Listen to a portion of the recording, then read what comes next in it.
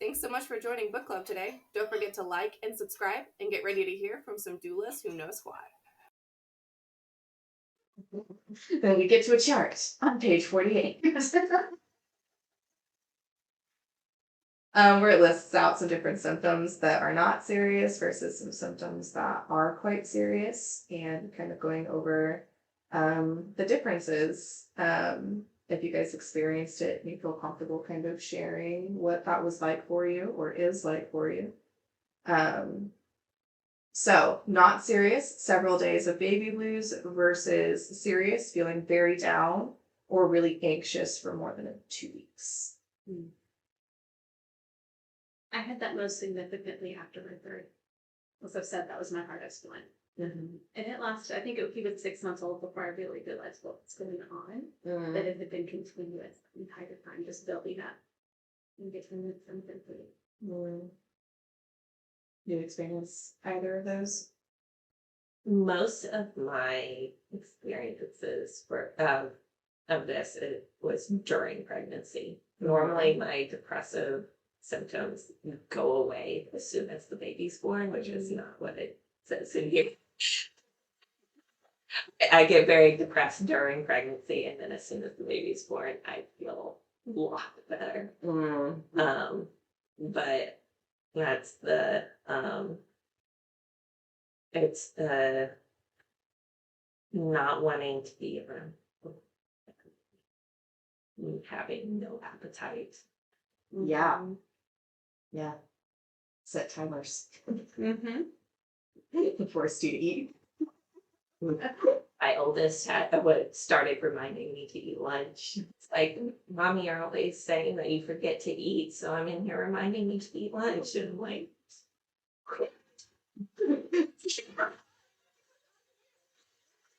Instead of anything, I wanted to play better. That one. Then secretly, you and me in the other room. Oh, darn it! I said, "Isn't it? Let it out." Okay. Yeah, for me, I had the feeling down and anxious both with my first, and I didn't realize it, and it was just continuously going on for months. I'm not even completely sure when it stopped, but I got pregnant at 5 months postpartum, and I was very upset about that. So that didn't help. Not really sure how long it lasted. But with my second, I actually didn't even experience baby blues. By that time, my situation had just gotten so much better, and I just knew what was happening so much more. People around me knew what was happening so much more. My village actually existed. And so that helped tremendously. And the body changes had already happened. So this stayed the same. I had someone ask me, "Is your baby bump showing?" And I still have my old baby bump. It hasn't yet. Fun. Okay.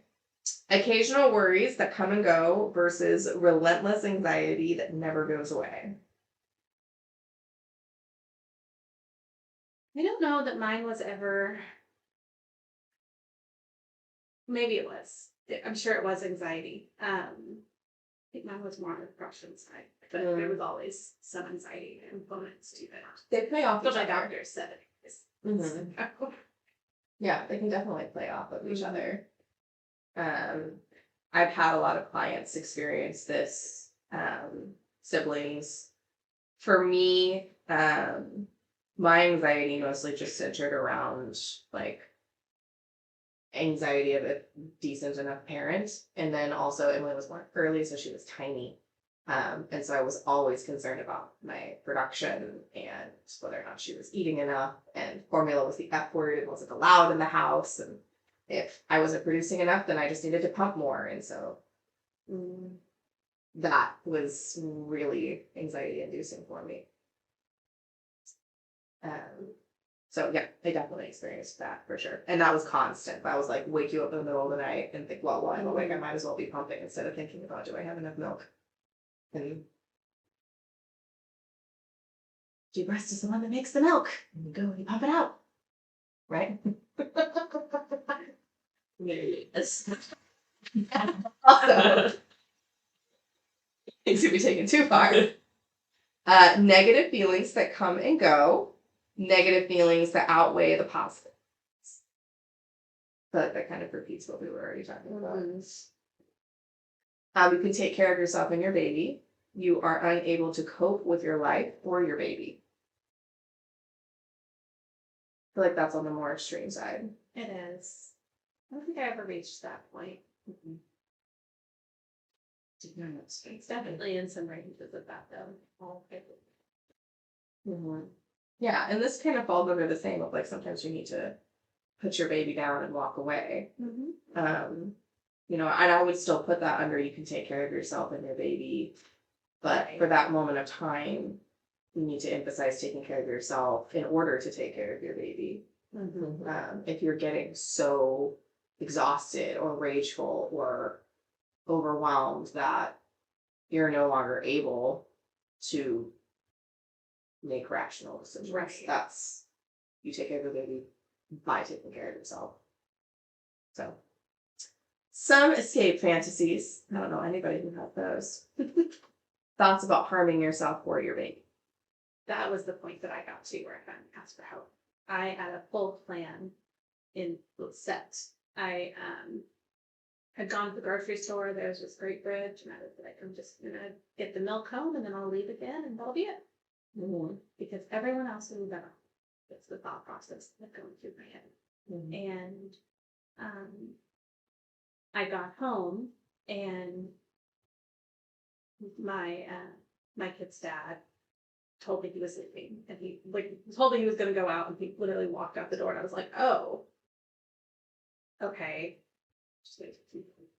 Well, I woke up the next morning, I was like, I have to talk to my doctor now. And thankfully I had a doctor that I really trusted, who really knew me well, and I was able to call her immediately, get in to see her. I saw her, I think, at 8:15 that morning. Oh, that's great. She got me in immediately.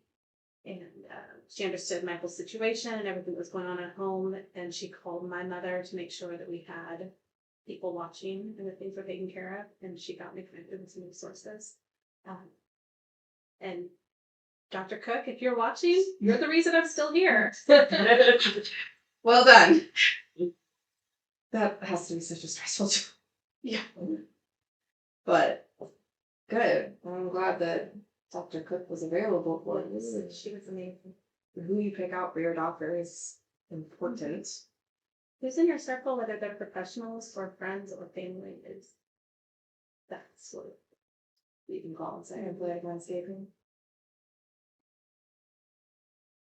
Have you ever had escape fantasies? yeah. Yeah. Like, not just in the past. Or at least not. Thank you very much.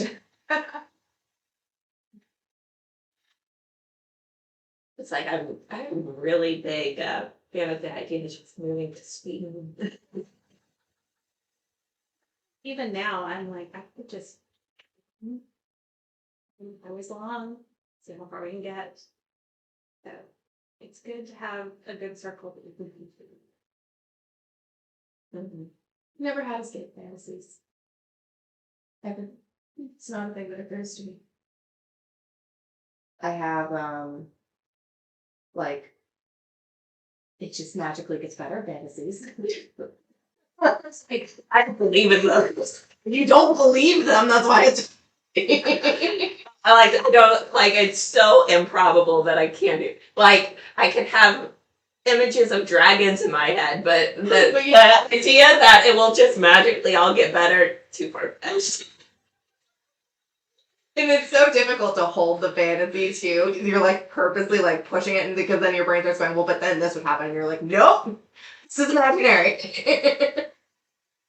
That doesn't happen. The baby sleeps all night. Both of them. I tend to just start doing math about how much it would cost to go and live my ideal life. Math is very for me. That's how I thought you sleep at night. I can count down from 100 is usually my first step, if that doesn't work. I'll count down by 3 I normally do like long division. Try that. I start at 100 and then go down by 3s. Usually I'm asleep by 80. If that's not working, we start meditation. Then I'm totally friends with weirdos. That's fine.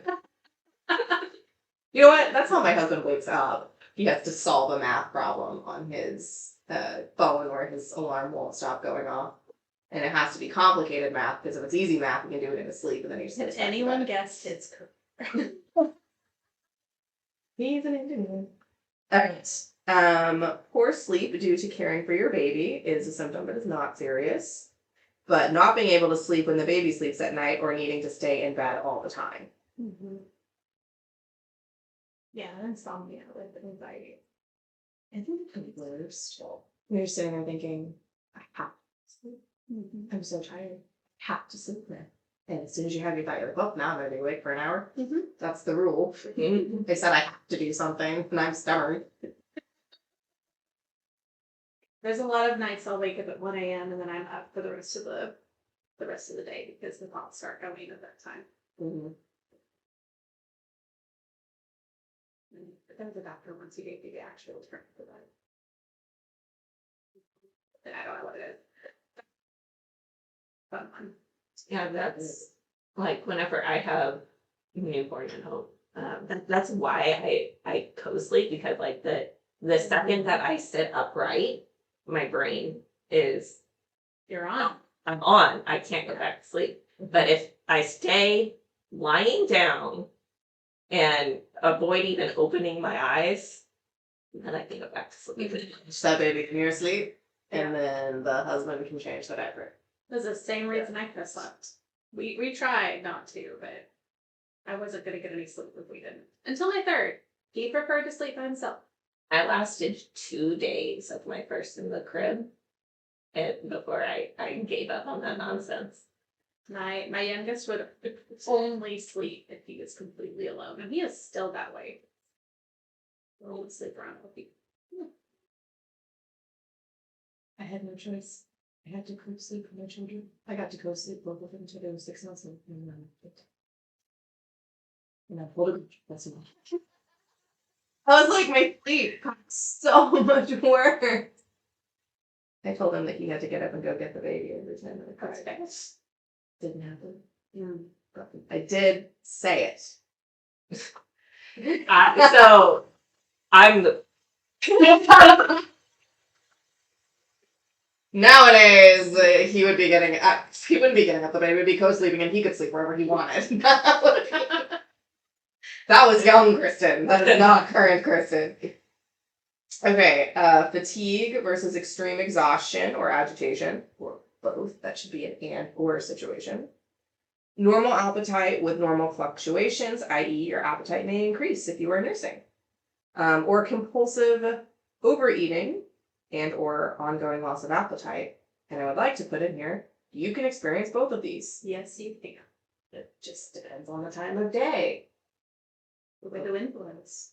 Yeah, for a lot of people, it's ongoing loss of appetite all day. And then in the evening, you get a minute and suddenly you eat half the cupboard. And none of it was healthy. So that's a serious symptom. Anyone experience that? Yeah. Yeah. Yeah. Yep. I realized, like, yesterday that I was doing, or not yesterday, a couple days ago that I was doing it. I was like, wait. Yeah, this is ongoing. Mm-hmm. I think I had, like, a very small breakfast, expecting to have something else later in the morning. And then I just wasn't hungry. Next thing I knew, it was dinner time, and I couldn't stop eating. I just couldn't get full. Yeah. And then suddenly I realized what's going on. Bottomless pit. It's the sign. Yep. I do that. Mm-hmm. It's generally the first thing that I can recognize where I'm like, maybe there's a problem. I've eaten in a few days. I've got a feeling I'm about to binge like no one's business, and it's gonna hurt because my stomach is shrunk. Mm-hmm. Some forgetfulness is normal. severe inability to concentrate and focus. I had that. I would realize it had been 20 minutes or so. And I just had absolutely no idea what I'd been doing at that time. Apparently, I would literally just. I think a distinction with this is if you're able to get a good amount of sleep. I know you've got a newborn, but if you're able to get a good amount of sleep and you feel better and more focused afterwards, then it might not be the same thing. I might just be lack of sleep. Sometimes we jump to, oh, well, I can't focus and I'm really tired. Well, are you sleeping? Sometimes we're just struggling to sleep. Yeah. And sometimes it's just like this cycle though, because like a lack of sleep can lead Exactly. to depression and depression. You know, that spiral of that cycle is just. Yeah. Then you start getting that insomnia that we were talking about. Then it's all. So yeah, that's like one of those things that you can like kind of maybe stop problems before they happen. You can try to get a good amount of sleep From the get. And making sure you get yourself on a schedule. I know it's a newborn situation, so I might be talking Greek, but Yes. if there can be some kind of schedule, whether it's, you know, I'm going to get up at this time, then I'm going to nap at this time when baby usually naps at this time. But not, well, I didn't sleep, so now I'm just going to stay in bed for the next day, and then you get into that cycle that can really feed that depression. So I know I'm talking a whole other language when we're talking about a newborn. Sometimes your support group. Yeah. If the schedule might even be during from this time to this time, this person helps with everything except feeding. From this time to this time, this person helps with everything except feeding. That can be like all I'm doing is feeding this baby and going back to sleep. Moments of sadness versus intense feelings of sadness that do not go away. And I found that for some people, they don't even recognize the feeling of sadness until you give them the time and the safe space to recognize that's what it is. They're just white knuckling it, pulling themselves up by their bootstraps, and then you sit down to do the Edinburgh postpartum depressive scale, and they think about it, but oh, this is sadness that I'm feeling. So taking the time to sit down and do that and recognize what it is can be really helpful. Sometimes just having a name for it and realizing that it's even an issue in the first place can be a huge step. One that a lot of people, I would say, don't have the time, don't have the ability to do. And you can find that scale just with a quick Google search. It's publicly available to everybody. Pretty easy to take. Is that something that either of you have struggled with? Identifying the emotion? Yeah. I know I have. I still do. It's all pushed through no matter what. I'm an incredibly social person. When I'm with people, I am happy. And then they leave. Why did that wear me out so much? It didn't. This is just how you're feeling. And then not suppressing it anymore when people are. Yeah. I start noticing a disconnected feeling. Like I'm here, but I'm not here. I'm sure you guys have never noticed that. Well, just so This is new information. right. You know, I'm trying so hard to fake it till I make it. I'm going to be okay.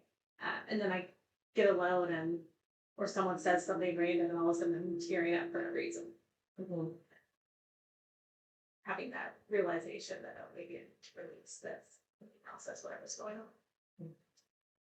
I tend to, it's like, really busy, so I notice my feelings.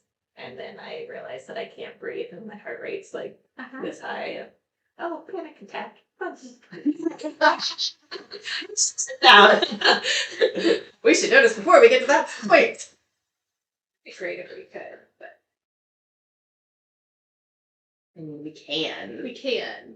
We know how. Us three definitely know how. You just don't.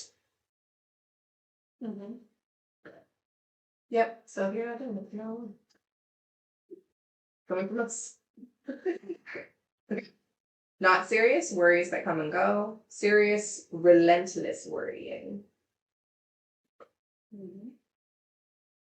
What do you guys think is the difference between where it's saying relentless worrying and relentless anxiety that never goes away? So I think it defined in here the difference between worrying versus anxiety. It did.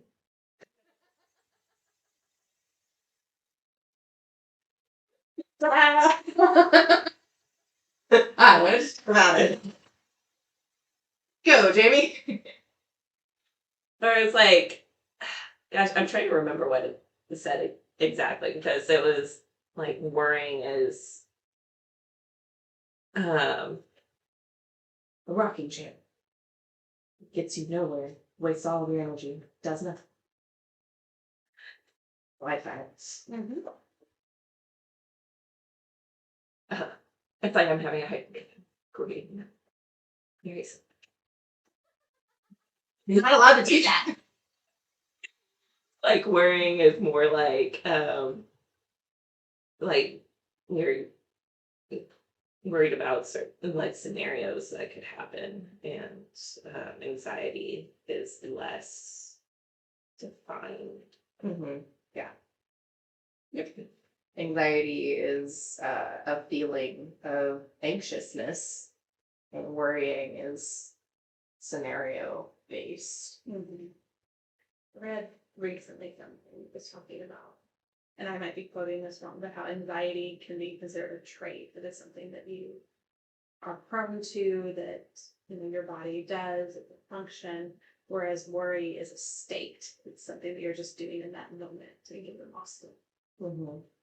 They build off each other. Very closely related, but different.